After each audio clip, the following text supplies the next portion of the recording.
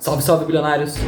Como muita gente nos pediu, iremos mostrar como transformar o seu canal em uma empresa. Tudo o que você precisa saber será mostrado gratuitamente no evento Hackeando o YouTube. Serão 3 dias de live onde você sairá de um completo iniciante para um profissional no YouTube. Tem interesse? Se inscreva no primeiro link da descrição. Não, mas assim, isso mostra que boa parte dos investidores iniciantes muitas vezes pegam ruídos e olha e fala, não, isso aqui de fato... E toma decisão por isso. Entendeu?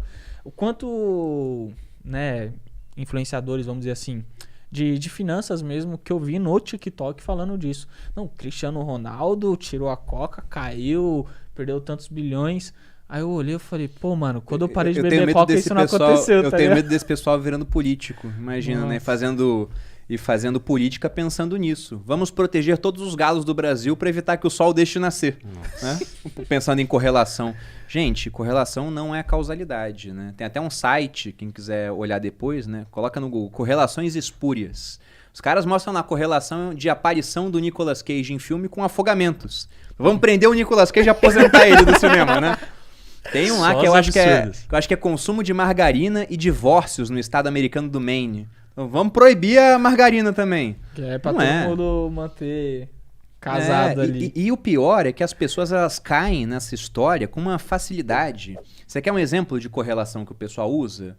Tem muito país rico que cobra muito imposto. Aí o cara pensa, olha só, é o imposto que leva a riqueza do país. E não, pô. Não é você tomar dinheiro das pessoas para concentrar na mão do governo que vai gerar riqueza, né? Simplesmente, países que ficaram muito ricos, agora os governos estão recolhendo mais imposto. Isso, inclusive, atrapalha esses países a ficarem ainda mais ricos. Então, o pessoal olha isso e começa a pensar. Só que nessas, eles veem alguma coisa. Tem umas que são muito absurdas, que ninguém leva a sério. Né? Você pega, por exemplo, o consumo per capita de café, você vai ver que é só país com IDH lá em cima que consome muito café. Então você imagina um Bolsa Café para o Brasil melhorar? Não é isso que vai fazer o Brasil melhorar. É que os países de clima frio bebem mais café e vários países com IDH elevado têm lá o clima frio. Mas não é o clima frio que causa o IDH elevado também. São outras coisas, são outras políticas. Pô. Você fica bravo quando paga imposto? Ah, bravo não, né? Mas tipo... Porque quando paga não, quando te roubam, né? Eu imagino assim nessa questão do imposto hoje. É a mesma coisa que... Você sair no meio de uma nevasca e começar a gritar, mas não era pra nevar, né? Os caras vão cobrar imposto. O Estado, ele vai... Eu não consigo simplesmente fugir do imposto. Né? Você tenta fugir do imposto, você vai tomar a sua depois mais cara ainda. Né? Então, faz parte. Só que o uso que fazem do imposto no Brasil é muito ruim. E também, ao falar isso, eu tenho que ter um certo cuidado, porque senão o pessoal vai pensar, não, tá vendo, ó?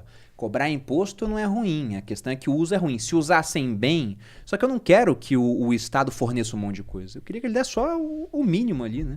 O essencial. Essencial. Na verdade, depende porque o essencial varia de pessoa para pessoa. Na minha opinião, por exemplo, tinha que ser segurança interna, externa e justiça. É isso, eu sou um liberal minarquista. Mais do que isso, eu acho que a iniciativa privada faz melhor. Porque no mercado, o que acontece? Pegando exemplo com educação. O Estado fornece educação. E muita gente pensa, né? Ou tenta, né? Ou fornece o que ele chama de educação. O pessoal pensa, o que falta no Brasil é mais investimento em educação. A gente gasta em percentual do PIB mais do que muito país desenvolvido. E aí você vê a educação que dão na escola pública, né? O cara, se o Estado dá educação, vai dar uma educação em prol do Estado, né? Então uma educação mais voltada para o espectro político, que é a favor de um Estado maior. Você não vai ler Mises, Hofbauer, não vai ler nada disso na educação pública. Você vai ler Marx. Nem ouve falar. Ou você nem vai saber que leu, mas você está sendo educado por alguém Sim. que às vezes não leu, mas foi educado por alguém que leu no final das contas, né? Então você vai receber influência daquelas ideias. Porque é educação pública, a favor de mais Estado. E aí você pega o seguinte, vamos imaginar 2 escolas particulares. As 2 estão cobrando uma mensalidade para dar educação para crianças. E aí em uma escola, as crianças todas vão bem nas provas e conseguem mais sucesso nas carreiras. Na outra, vai todo mundo mal, ninguém consegue passar no vestibular. Essa escola vai ter uma fama ruim, daqui a pouco tá todo mundo tirando as crianças de lá e ela vai falir. A não ser que ela mude, né? Se não mudar, ela quebra e essa escola vai começar a receber cada vez mais estudantes. Ela vai ter mais recursos para ficar cada vez melhor. Então veja que o mercado destina mais recursos para quem é melhor e menos para quem é pior.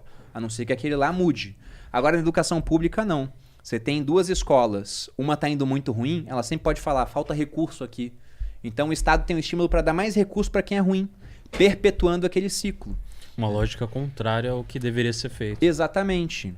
E o pessoal ainda fala assim, não, mas veja bem, é só alinhar como é que vai ser feitas as coisas. Mas, poxa, o funcionamento da máquina pública, ele já é um funcionamento que ele leva a um lado de ser mais ineficiente.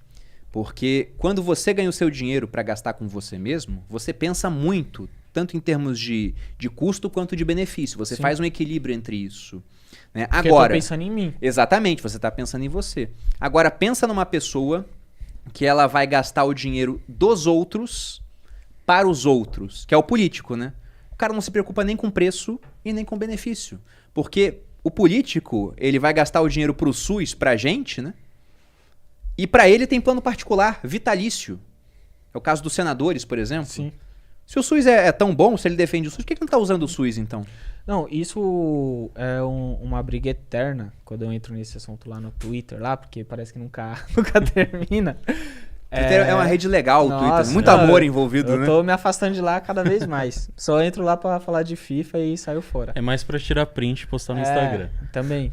E assim, quando eu vejo as pessoas, né, geralmente que, nunca entrou no SUS, alguma coisa nesse sentido, defende, não, SUS é grátis, né? E já começa por aí, SUS é grátis. Aí eu falo o seguinte, mano, eu nunca tive, sinceramente, uma boa experiência com o SUS, lá na Quebrada, lá no 23. Ou não tinha enfermeira, não tinha médico, não tinha medicação, ou um bom atendimento, uma boa estrutura. Sempre tem uma ineficiência o que você pontuou. Só que voltando na questão da minha pergunta do imposto, o que me deixa mais indignado é porque todo mundo, inclusive quem está olhando aqui, paga para isso, né? Não tem uma boa gestão ali, que nem você falou, do próprio político. E se fosse, entre aspas, né, só no SUS, que, o problema é só no SUS, vamos resolver. Só que não, é na educação, que você também pontuou, é na infraestrutura, é na rodovia, enfim. É tudo aquilo que, teoricamente, né, o que as pessoas que defendem o maior Estado pregam. Não, o Estado tem que cuidar de tudo, mas ele não está cuidando de nada. É esse o ponto que a gente tem que bater. Porque o Estado, ele não foi feito para empreender, para ter empresa, para ter banco, para ter energia elétrica, para ter...